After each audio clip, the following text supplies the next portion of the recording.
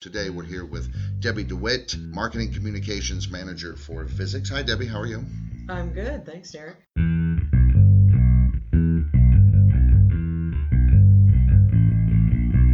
This is digital signage done right.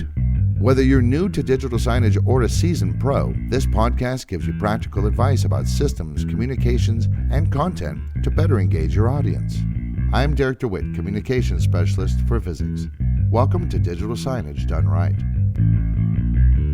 We really see a marked difference in the different generations and the way that the different generations in the workplace today, their expectations are actually significantly different from one another. Yeah, I mean, I think every generation thinks they're vastly different than the ones before them and the one after. Right. But what we're seeing is as time goes on and especially as technology evolves, those gaps are getting larger.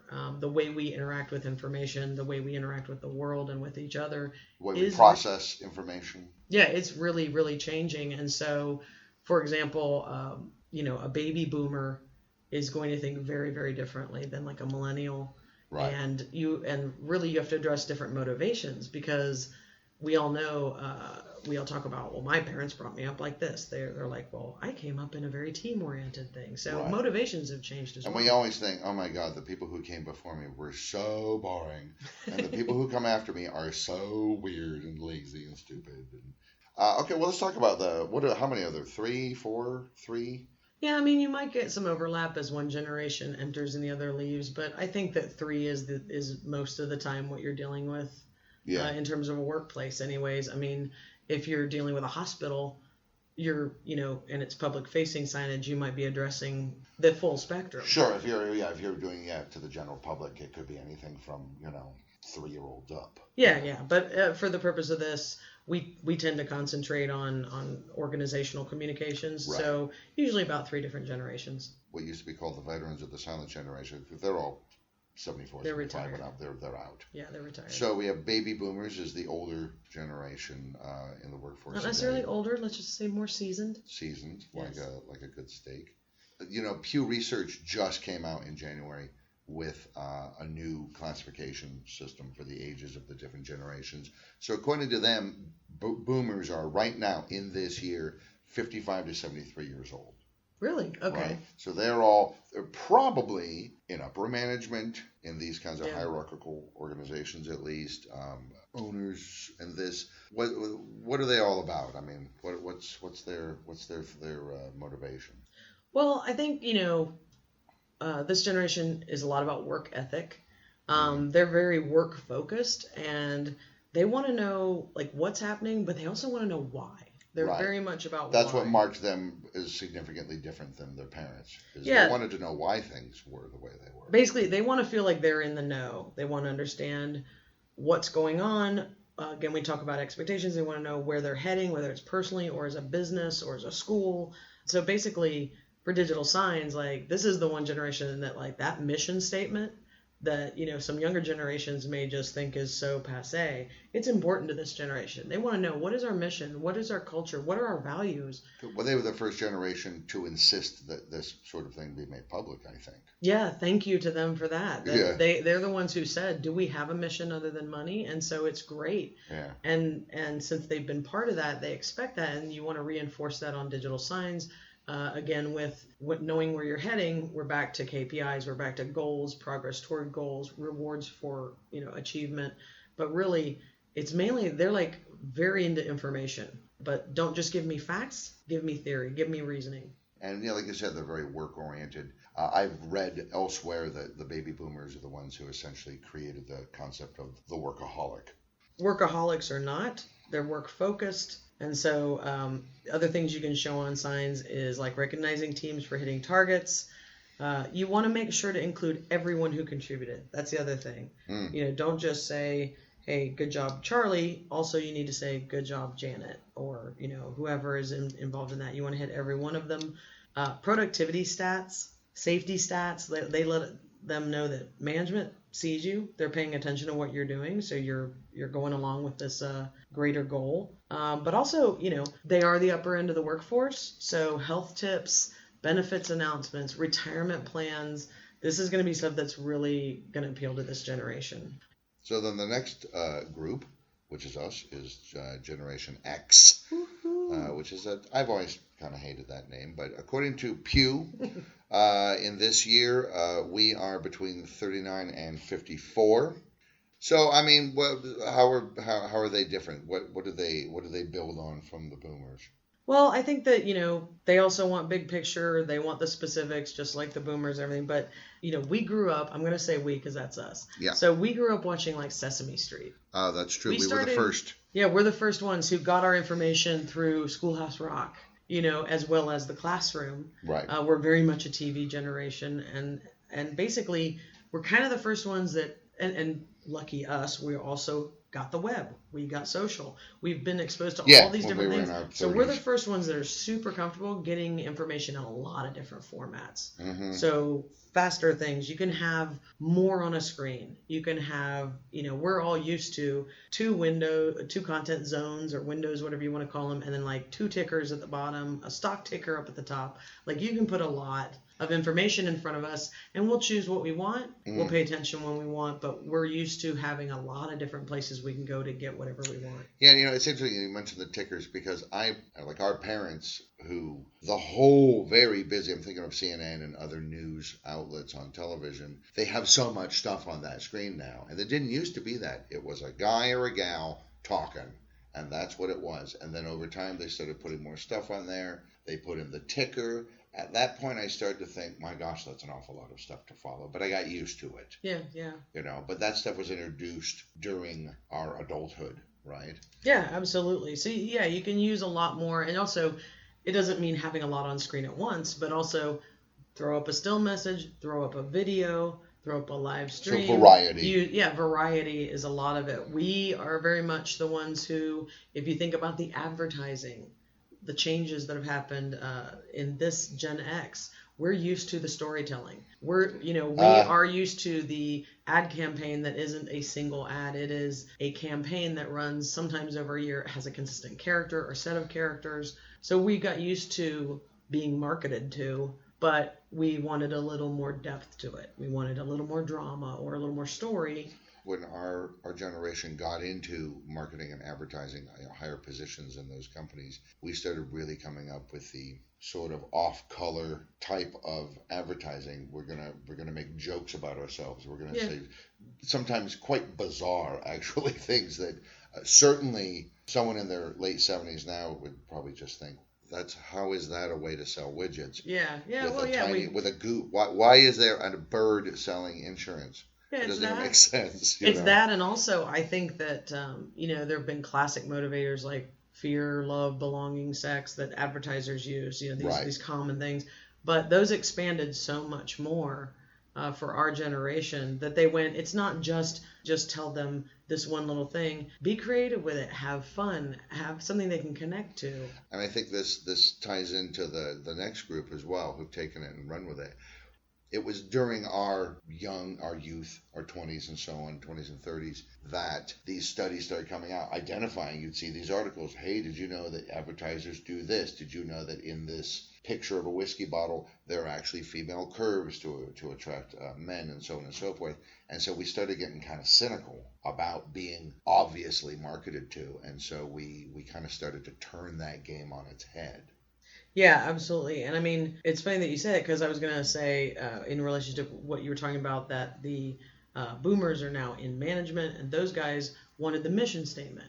Right. Where are we going? Well, our generation, Generation X, is the one who said, so are we getting there? We're the ones who first said transparency. I want to know if we're doing what we said we're going to do. Or are we just liars? Yeah, it's basically, we definitely want not just progress to goals, but we kind of want to hold ourselves and others accountable. We are not the first generation, but we are a generation that very much learned from our parents who went through a lot of social upheaval. And we came in with this idea of, I think we inherited from our parents. The reason they were workaholics is they wanted to make a better future for us. This generation is very much about how are we doing. We came into it with a promise of a better future. How are we doing with that? Well, and we were told not that long ago, some years ago, that we were the first generation. Again, we're looking in very broad strokes here. Oh, yeah. The first generation as a whole that we're not necessarily going to have a higher standard of living than the previous generation. Well, that's just a bummer, and I don't even know how to respond to that. Well, because remember, before we were called Generation X, we were called the Slackers because of that movie. We were called Slackers. Yeah. Our parents thought because they were so focused on work and make a better world and make a better future and make a better this and that, and we just kind of went like, I don't know, let's just hang out. And so we were called the Slacker generation for a long, long time because we were seen as not being so focused and committed. And then it turns out we are focused and committed, but as you say, on different things. But don't lie to me. I need to see proof that you're doing what you said you're going to do. The fact is, every generation looks at the one coming in after it and thinks you're just not as hard workers as we are. So that was a label that came from a generation that were workaholics. What it is that they saw something new, which is Gen Xers very much want to balance work life and outside work life. And family is more important. I'm not saying more important, but spending time with your family is more important to our generation than it was to much of our parents' generation. Yeah, we need balance. We need balance. So, I mean, what does this all mean? If you're someone trying to do digital signage and you're listening to this, basically, let them know how you're doing against those goals. You've given the mission statement for the older generation. These guys want to know if we're actually doing it. They're involved. They really want to balance life and work. So you're going to want to tie into that outside, not just inside the office messaging or, inside the hospital, the school. You want to talk about the community as a whole, very much about the world at large, where we are about, recycling, green initiatives. There are a lot of, kind of community practices that you want to hit.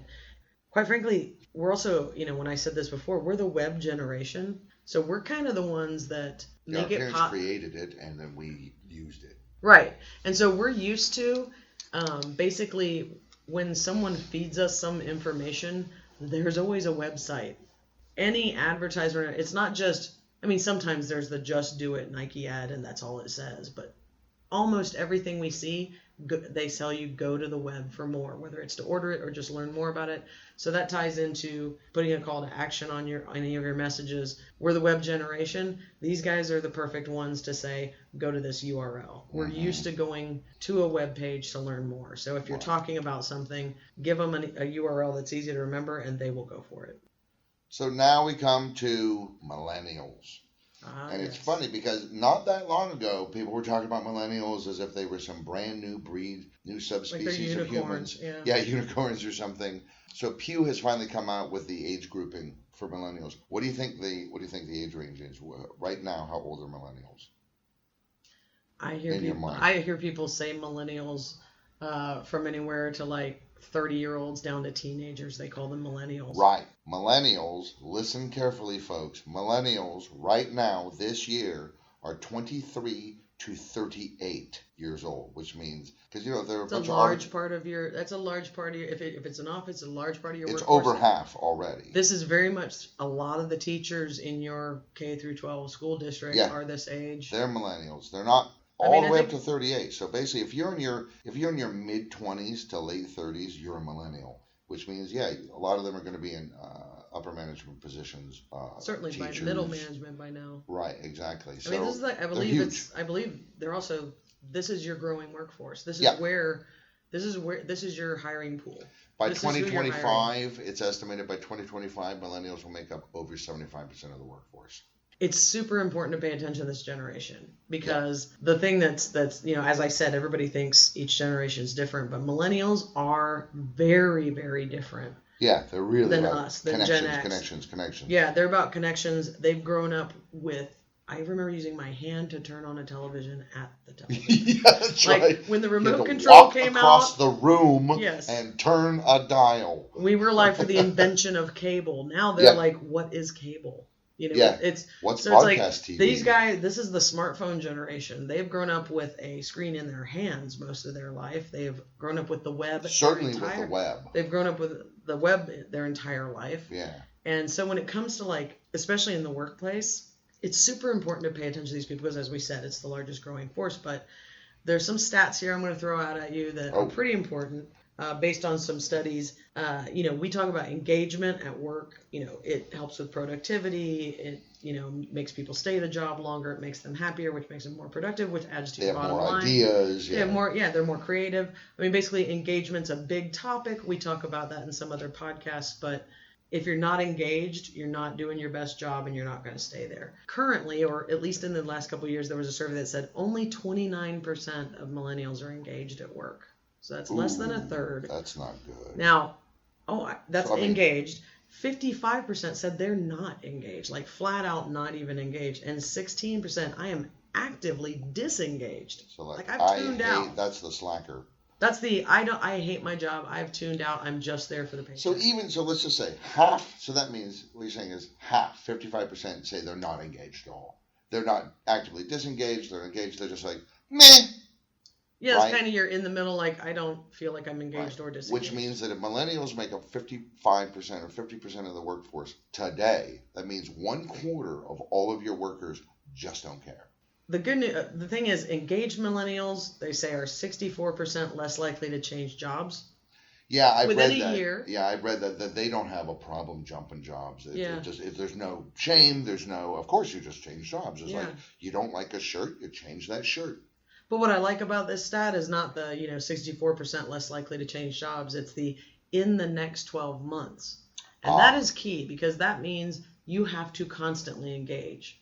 Like, it doesn't mean they're engaged right now, so they're going to commit to your company or your organization. Like, you have to constantly engage. So, millennial turnover costs the U.S. economy over $30 billion annually. Because anybody who runs a business knows it is super expensive to hire an employee. To do the recruitment, to spend the time and resources, and sometimes employ an agency, psychological testing in some cases. I mean, you don't know what all is involved, but it takes so much time to find a good candidate, one who really fits, and that costs you a ton of money. So every person who walks out your door, well, if they're a millennial, that's costing the U.S. $30 million annually. Billion.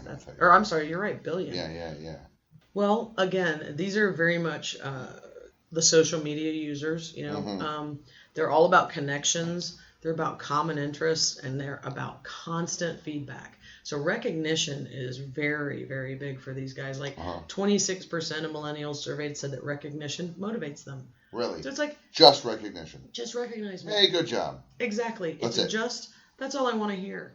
So you can see the progression. One generation says we need a mission. The next generation says we need to know how is the business doing against that mission. And millennials are saying, how am I doing? Mm-hmm. Can you give me some recognition? Right. So, as well as, am I working for a company that upholds their statements, their morals? These are all building blocks, not individual progressions. They're and also's, not instead of. Exactly, exactly. So, I mean, for digital signs, I mean, obviously, you want to give feedback, you want to give kudos and recognition. I mean, you need to think about the way that millennials interact with the web and smartphones and tablets and that kind of thing. You need to think about how they interact with their friends and colleagues. People, like, you see this with students, college students or what have you.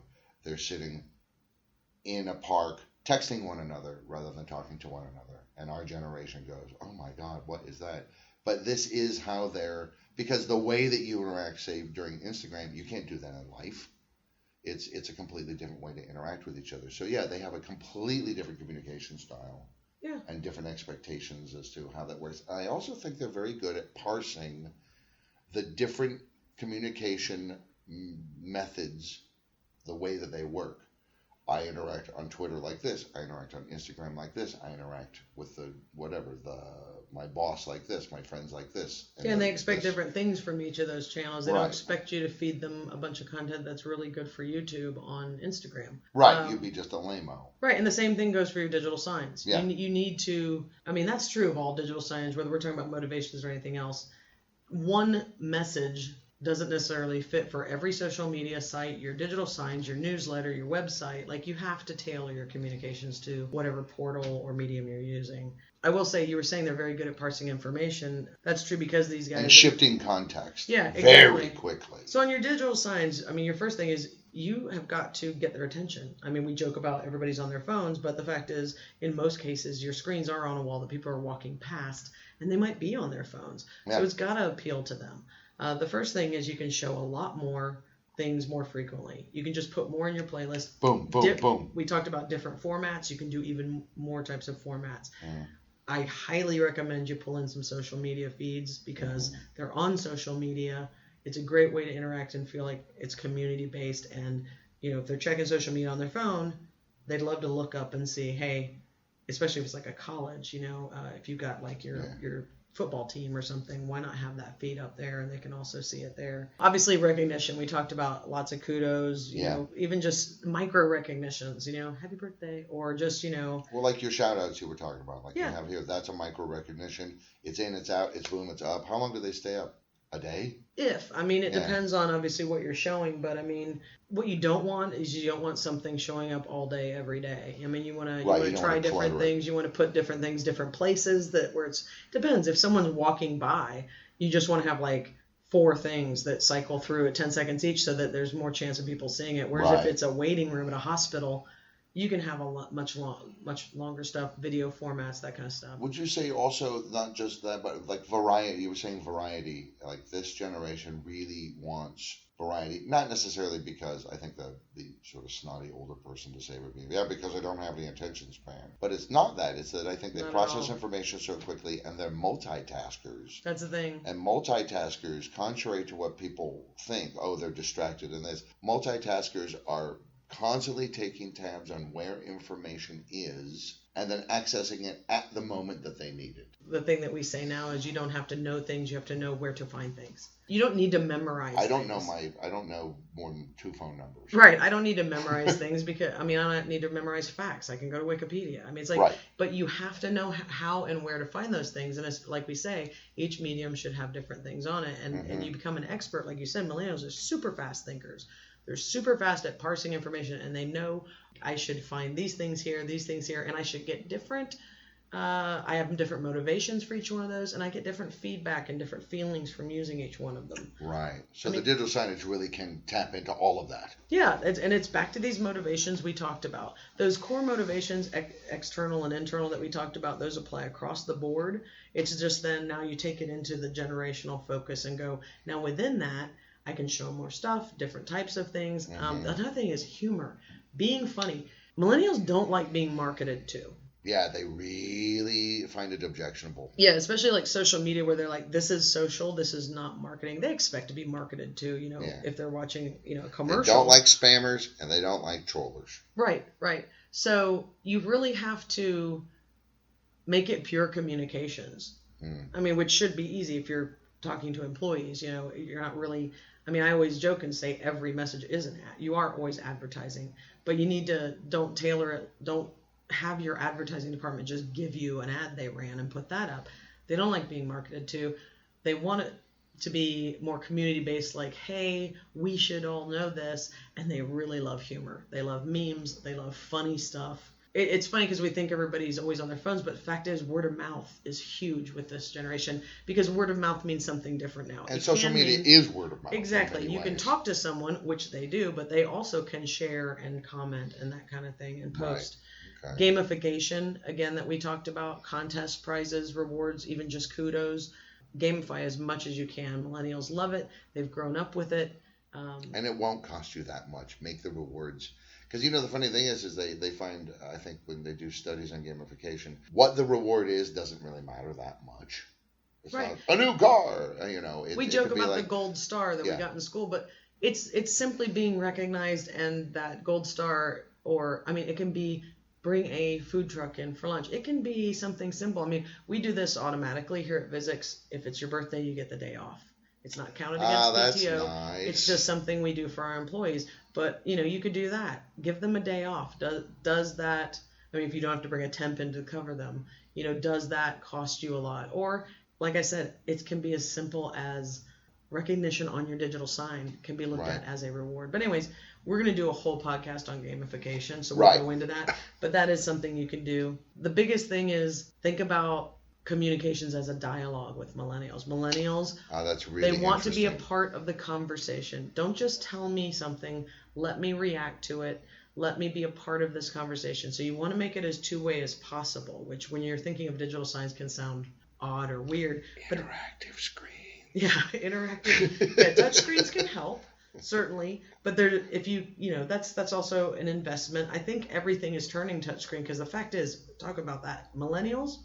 They have touchscreens. They really expect touchscreens. I mean, and the generation coming up next is like, if it's not touchscreen, I don't know why it exists. What is that? How they think it's broken. Is that a poster? Yeah, they think it's broken. Yeah. But I mean, basically, you can do this again through having links in messages, but don't link out to just another thing that shouts the information at them. It needs to be a forum. It needs to be somewhere they can comment. It needs to be somewhere they can ask questions. It can be somewhere they can review it, rate it, like it, share it, comment. Right. So make them part of that conversation. And again, if it's benefits sign up, how do you do that? It's as simple as putting it on your intranet, and that's where they can go to be a part, to start a conversation with their coworkers. And then, of course, coming up next, we don't really have any real hard data on these upcoming generations. There's what's being called Generation Z.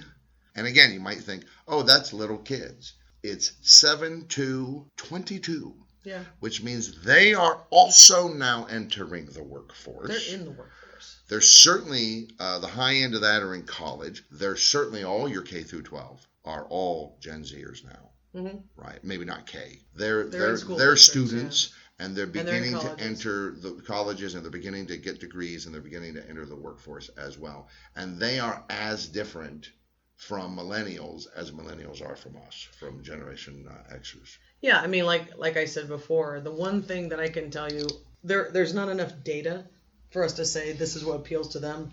Always build on millennials. Start there. Don't start at boomers and think you're going to transition that to Gen Z, but start with millennial stuff. Again, community and all that. But this is the always on tech generation. These are the people who had a phone or an iPad with a video running.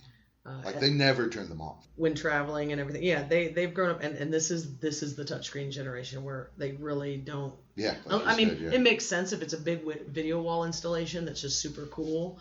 They'll still probably try to touch it. You'll still see little 10-year-old fingerprints on it. Yeah, they'll still try to touch it. So I mean, that's the one thing you got to think about these guys is, again, build on the community, build on the tech, use touchscreen. It'll be whatever the millennials are doing, more. Yes. Right. Ramp it up. And God knows they're not being marketed to yet, but just for warning ahead of time, those being born now up to about 6 or 7 years of age, Pew is calling them Generation Alpha, which makes it sound like they're about to become our overlords and masters. But that's fine. And you know what? I trust them. They might. They'll be the ones that integrate technology into their bodies. Right. That'll be them. But the thing is, you may already be hitting these people. If you've got a hospital, you've got a waiting room, you need to also put up content for kids, and you know that. The fact is, I will say this about both Gen Z and Alpha, is one of the trends we're seeing is this is a very kind generation. They're really coming up with values that are about kindness, tolerance, supporting each other. Watch MasterChef Junior. Exactly. They are the nice, besides MasterChef Canada, who are also super nice. No, MasterChef Junior, those kids, I mean, they kind of make me tear up because they're so supportive. They are, because this is this generation. Actually, I believe you just wrote a blog for Visix that talked about what K-12 students say they want. Yeah. Jill Perotti mentioned that. Yeah, and they talked a lot about they want reinforcing things. They want no bullying. They want, good job. They want, community things, but within the school. They want support and they want kindness. And so that's something to think about. That's one thing we do know is that, and you really need to think about this. It's funny because I almost look like it goes back around if you think about Sesame Street, where we were talking about that. Right. That kind of get to know your neighbor and be nice to them. And environmentalism is, to the younger kids, it is one of the dominant topics. So that's you know what? I'm going to just make a note, and that just might be a whole separate blog and podcast series. We need to do the research first before we need to do the research. We're going to say something some sociologist is going to call Generation us out. Alpha have 17 toes and 3 heads. Exactly. So, I mean, the big thing is, in this we've talked about knowing different motivations that cover all groups, external and internal, understand what people care about, and then after you get that down, and just use these as to brainstorm. This is just a brainstorm. Okay. You already know what you're trying to show on screen, so there are 2 ways you can do this. One is, I already have a bunch of content. Can I make it more appealing to these people? Or I need ideas. you can get our guides online. You can download them for free. They've got a bunch of just lists of things you can do and how they apply to that. And then once you've got that big funnel, pare it down into what generations you're trying to appeal to, and make sure you're not, if you only have a screen in your lobby, well, you're just going to have to mix those up on the playlist. But if you're in a larger organization, understand where, if you can separate out, this is going to be millennials, this is going to be this. For example, people work from home. Millennials work from home on Fridays a lot, so don't show those messages on Friday. So I'd like to thank you, Debbie, for talking to me today. You're welcome. Thank you, everybody out there, for listening. Hey, want more free stuff? Then head to the resources section of Visix.com for free masterclass guides, blogs, videos, and more to help you with your digital signs. Please share, subscribe, and leave a review of this episode and connect with us on social media.